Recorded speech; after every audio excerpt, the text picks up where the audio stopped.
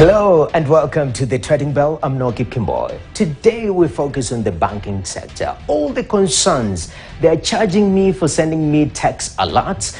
My bank actually lost some amount from my account. I haven't recovered it. All this and more looking at the performance of the banking sector in the first half of the financial year 2022-2023. This will be the discussion we will be having with Dr. Habil Olaka, who is the CEO of Kenya Bankers Association. Let's take a look at his profile. Dr. Habil Olaka is the Chief Executive Officer of Kenya Bankers Association. He is responsible for the strategic direction of the association under guidance from the KBA Governing Council. Previously, he was the Director of Operations of the East African Development Bank EADB, based in Kampala, after serving as a resident manager in Kenya. He earlier served at the bank as the Head of Risk Management and as the Chief Internal Auditor. He holds a Doctor of Business Administration from USIU Africa, a first-class honours BSc degree in Electrical Engineering from the University of Nairobi, and an MBA in Finance from the Manchester Business School in the UK. His PhD study was on the influence of strategic leadership on the implementation of strategy in the commercial banks in Kenya. He is a member of the Institute of the Certified Public Accountants of Kenya and the CFA Institute. He is an alumnus of the Strathmore School of Accountancy and has a good command of the French language. Dr. Habil, welcome to the show. Thank you very much. What a year this has been, because 2022, actually piggybacking on 2021, was said to be the year of recovery.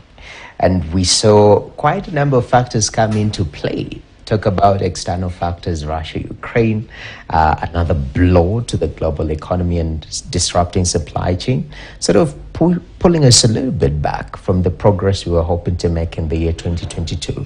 For the banking sector, this first half of this financial year, how has it been overall? I think you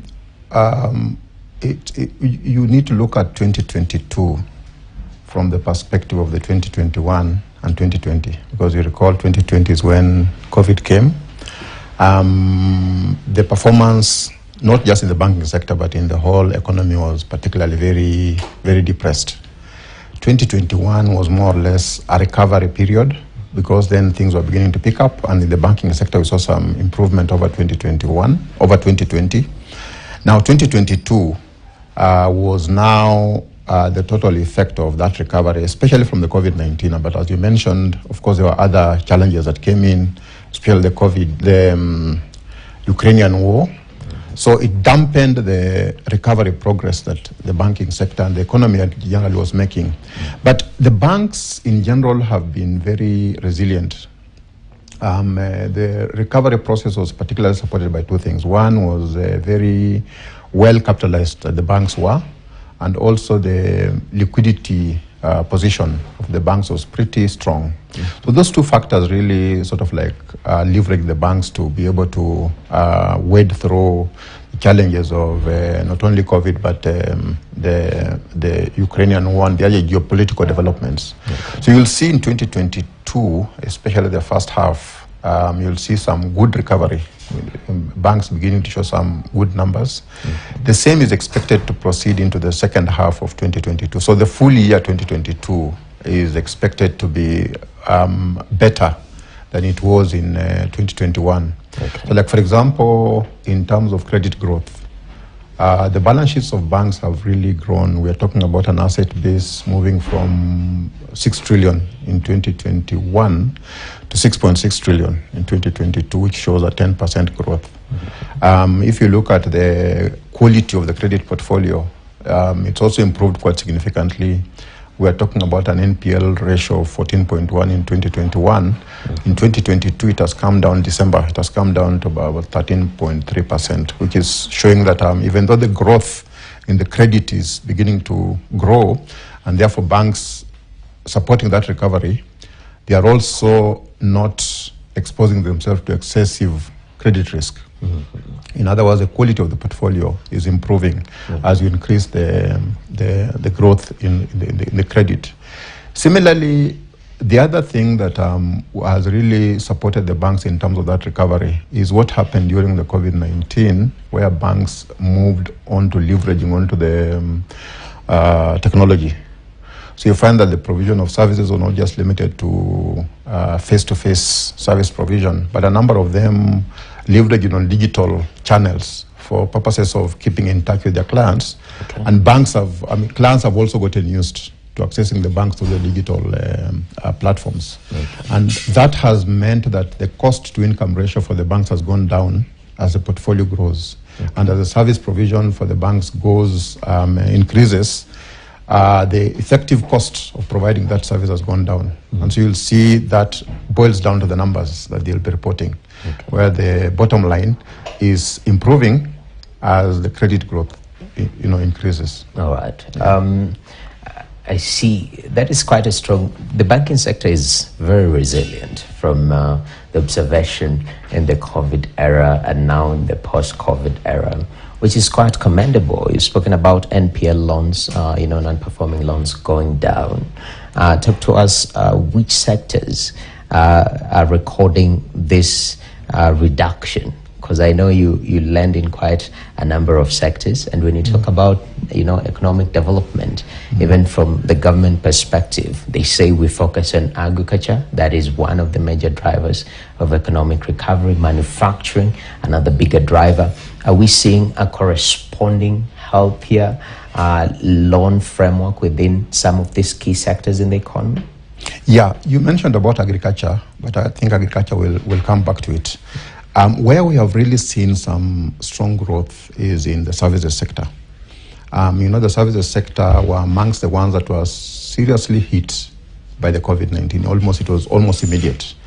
And fortunately, they were the ones that started showing some strong recovery from COVID. We're talking about, eateries and basically the services sector.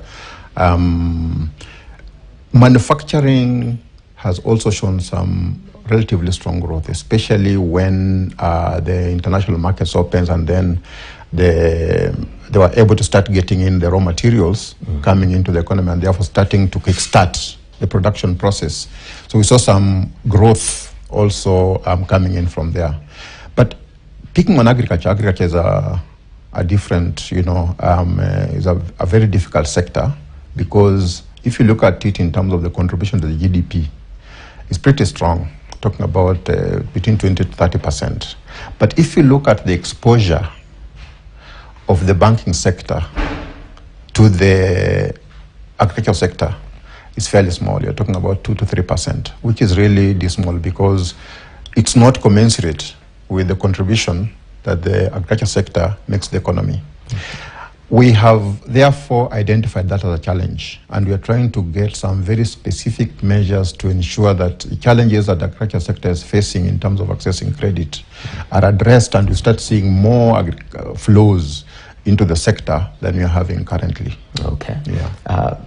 Initially, the formation of the credit guarantee scheme was one of those vehicles that will facilitate, credit towards the MSME. And looking at that, even agricultural sector, 80% of the food on Kenyan's table is produced by smallholder farmer. And I do believe they need that kind of funding to expand, to invest in irrigation in this era of climate change. What's happening with this credit guarantee scheme situation and the banks that were selected to, distribute credit under the scheme? Yeah, you see, the credit guarantee scheme, you are right in the sense that those are some of the interventions that can be put in to address specific sectors. So this one in particular was addressing the MSME sector. Now, you pointed out to something of the fact that we can actually support the agriculture sector by having something similar specifically for the agriculture sector. So you create a credit guarantee scheme that is addressing the challenges of accessing credit for the agriculture sector, and specifically for that. So you identify a specific scheme that will address that particular kind of a challenge. But back to your question, the challenges that the current credit guarantee scheme has faced is the fact that we have not seen the growth in the utilization of the facility as well as it should have been. right from the beginning. And I think those could be learning lessons for purposes of improving on the scheme, because I think we are still in the learning phase, improving on it, tweaking a few things here and there to ensure that the uptick of the facility is improved. As you mentioned, there are just about 7 banks that became providers under that scheme. The idea was that based on the performance of the initial 7, would have it extended to the other players so that we have got almost all the banks participating. One challenge, I think, has been the fact that the amount that was allocated in terms of the capital was significantly smaller than initially it was estimated. So there was an allocation within the budget of initially it was 3 billion, and then it was increased to an additional 2 billion. But still, that's significantly smaller than what the size of the portfolio would be. So it's like a drop in the ocean. Now, if the size could be increased, then it will have more impact in terms of the segment of the economy that is being targeted. So similarly, if we decided to do something similar for agriculture, one would be the size that would be the size of the guarantee scheme would have to be enhanced because of the size of the segment for it to have the necessary impact. But borrowing from that, we can also have credit guarantee schemes that are targeting specific sectors that have got specific challenges, because then you can be very specific in terms of structuring the scheme to suit the peculiarities of that particular sector. All right. Yeah. And MSMEs for the longest time have been deemed riskier. I mean, that's why we established such vehicles as credit guarantee scheme to sort of buffer them. But still, banks to the soul are very risk averse, yeah? And that has been quite a challenge for majority of MSMEs out there to access loans and credit from the banking sector. And now you're even facing a huge competition from the SACCOs. I think it's a complementary nature. But talk to us about how we're breaking those walls, apart from establishing the scheme. Are we intentional about lending to the MSMEs? Yes, you see, SMEs, not just in Kenya, but SMEs worldwide are the ones that drive economic growth. And this should not just be a lip service. It should be the fact that if we identify them to be the segment that is driving economic growth, then we have got to do all what it requires to support them. And one of them is to ensure that they have got access to credit, because productivity will normally be fueled by access to credit. So having identified that, you are right in the sense that the MSMEs tend to also pose a higher or rather elevated credit risk in terms of the posture to the credit provider. And so the credit provider will need to be able to assess that and be able to price it.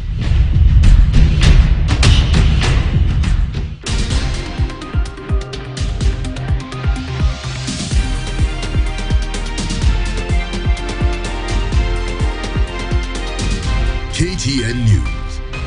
Get the whole story.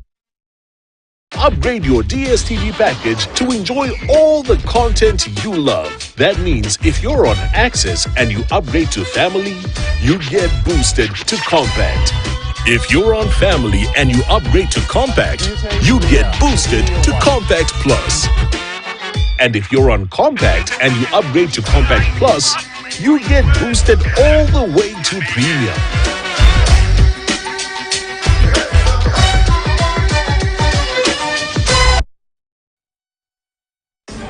Hiyo agenda tumemaliza, sasa tumeni pesa. Asante. Bado mtu mmoja sasa.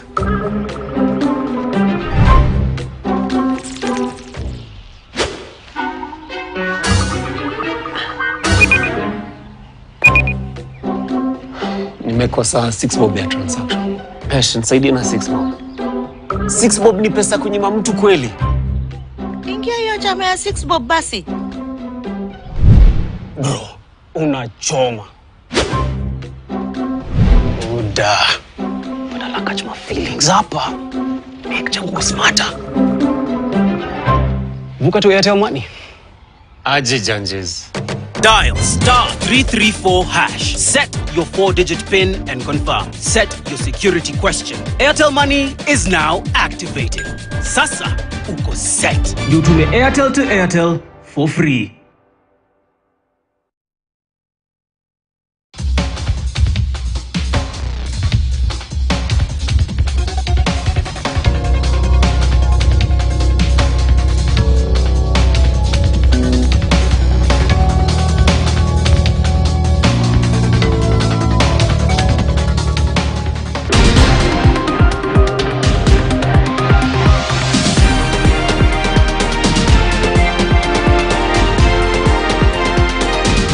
KTN News. Get the whole story. The other thing is the fact that most of these MSMEs actually do not have collateral, and collateral is a major determinant of accessing credit.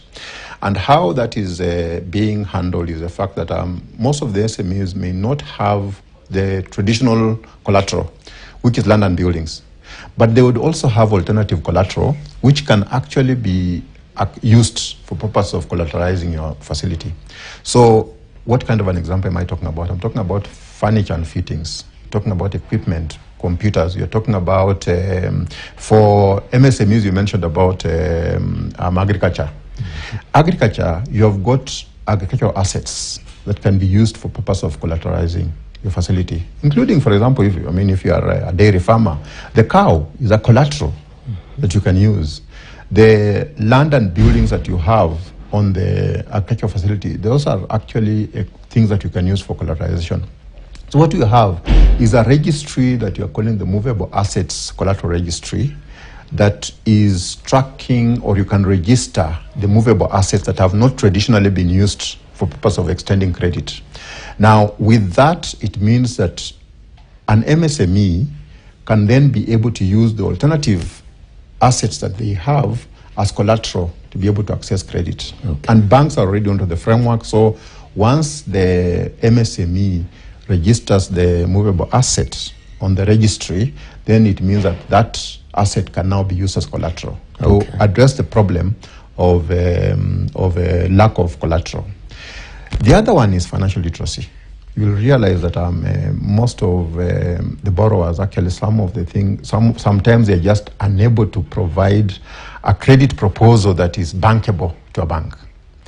And not for lack of anything, but just the knowledge of how to structure one. And so we have got within KBA, we have got what you call the NUCA Enterprise Development Program, which is a capacity building program for the MSMEs, just to bring them up to stage whereby they can be able to propose, to give a proposal to a bank that is bankable, has got the basic requirements for a bank to be able to look at and assess whether to give credit or not. Okay.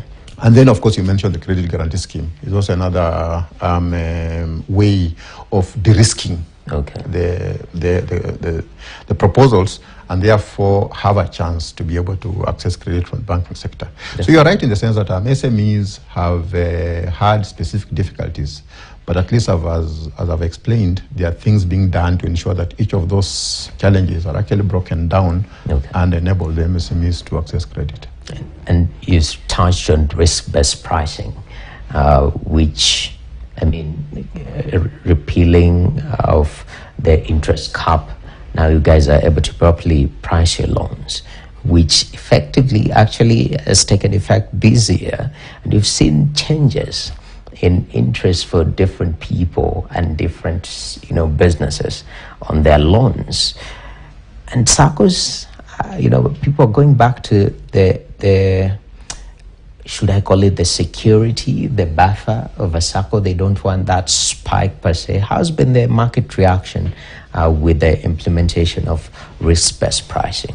I think when the risk-based pricing comes into the market, first of all, there is some bit of volatility in terms of the perception, because initially you have not been getting credit, but you have gotten this impression that the market trades at a given level. So you're not accessing it, but you're told market rates at a given level. Now, when you are now able to access it because the bank is able to assess you individually and then price you accordingly, and that price comes above what you have felt that it's available in the market, of course, first of all, you feel like, this is expensive. But now you are able to access. Initially, it was cheaper, but not accessible. Now it is available, but a little bit more expensive. What tends to happen is that over the first 1 or 2 years, once you access and you start enjoying the benefits of actually accessing, it now becomes normal. So the noise that you could hear in the beginning could be a transient noise that will eventually cool down as people start getting access to credit and beginning to enjoy the benefits rather than the pain of paying. Okay. Because SACCOs are being requested to buy off loans, bank loans, and even them, they are having that challenge. So far, are you seeing sort of a lot of exits and acquisitions by SACCOs on some of these loans? It's a difficult scenario because the SACCO model and the banking model is a little bit different. You see, in the SACCO model, the shareholder, the depositor, and the borrower is sometimes one and the same person. If you look at the banking sector, the shareholder who gets a profit, the depositor who gets a cost on the deposit, and the borrower who pays for the two is different. So the borrower in this particular case would pay for the cost of the depositor and the shareholder. In the SACCO model, you actually forego one for the benefit of the other. So it's not quite a one-for-one comparing the banking model to the SACCO model. And so the loan from the SACCO would, in the first instance, appear cheaper until the reality hits whereby when SACCOs cannot get the funding from their existing shareholders, they then go out to get that funding from elsewhere. When they get it from elsewhere, that cost will have to be factored in the loan. And that's when reality hits, because then you've got to adjust that loan price to the market price. And if you had moved out hoping that it's cheaper on the other side, and then now you're being forced to come back, that is when reality hits. That actually it was not any cheaper. It is market forces that are setting the price, and it doesn't matter where you are. Our time is running out, but I'd like us to touch briefly on the non-funded income bit of it.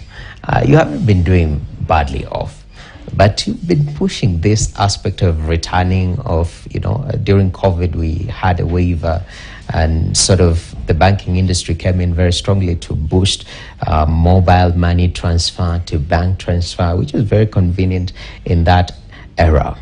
And now you've pushed back. You want the charges reinstated. They have been reinstated. And people are not too happy about that, Dr. Habel. Talk to me about, you haven't been making bad margins of it, even pre-COVID.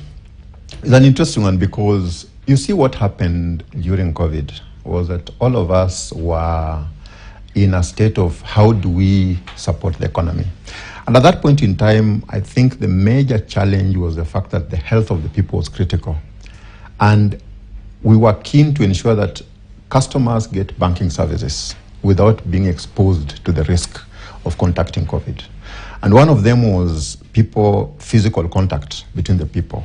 And so banks went quickly into a mode of leveraging on technology to be able to offer offsite services for customers.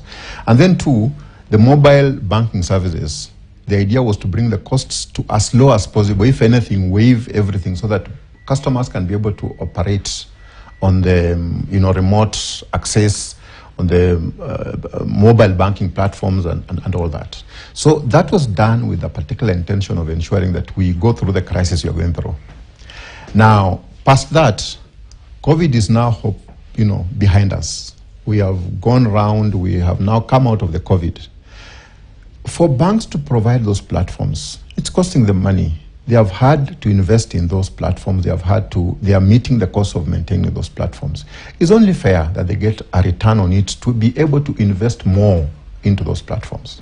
Now, if they are going to provide them for free of service, one, there'll be no motivation to invest in subsequent innovation. And so the ultimate sufferer will be the customer, because he'll not get the best there is. But by paying for it, you then enable the bank to invest into more platforms to be able to provide you better service going forward. And are we also charging for text being updated on your bank balance? There's been that complaint. You request for sort of a bank balance which is texted back to you, then it costs you a few coins to just receive that text. And that is a complaint that we've gotten from the public sector, Wananchi, saying, how come banks are charging me 25 bob to send me a text on my bank balance? How do you justify that? You know, that is, by the way, all bank charges are approved by central bank. So what the bank does is when there's a new product, they then, by law, they then apply to central bank and request for a charge. And normally what will happen, there will be a range. For this kind of a service, you're going to charge between 0 and 20 shillings, for example. Then central bank will approve that. It's the bank that decides on where to charge within that approved band of the amount. Now, there are some services that a bank may decide that you're going to give this for free, because you have been approved between 0 and 20 shillings. So you can decide to put it at 0. So there are some that you put at free. There are some that you charge maybe in the middle of the band, some you go on top of range. And this is a decision between banks. You know, banks use it also as a competitive advantage. So you can use, you know, you can start advertising that, you know, you give the SMS alerts, you know, free of charge. Okay. That can be a competitive advantage. But another bank maybe does not see much value in that, and so it decides to charge the 10 shillings because it's costing it money to send that SMS alert. Okay. So, you know, either way, a bank would justify, but it's not a standard thing across the industry. What I was want to say is that it's a competitive decision that a bank makes on what to charge and on what to charge, but within the approved limit by central bank. Can we do better in terms of disclosure, especially to the customer, so that there's no that element of surprise when these charges come up? Oh yeah, and that's a very critical thing, by the way. In terms of disclosure and transparency, we advocate for it seriously in the banking sector. And we encourage the banks to be as transparent as possible to the customers, so that at the point when you enter into a relationship with the bank, they actually disclose to you all the charges that will be levied. Now, in the event that a charge is introduced halfway through, you are supposed to get a notice in advance before it actually hits your account. Okay. So that transparency is a requirement. All right. We appreciate your time. Thank you very much. Dr. Habil Olaka, as the Chief Executive Officer of Kenya Bankers Association. And he says that the sector actually is very promising this second half. It's projected to grow even further. But he said for some of the concerns that have been coming from the citizens about costs, it takes money to run some of the services and matters forward. Actually, there is sometimes a contributory negligence, as is put it. Let us be alert and make sure that we are taking care of our data so that we are not swindled. Well, that's been Trading Bell. I'm Noki Kimboy. Here are the markets.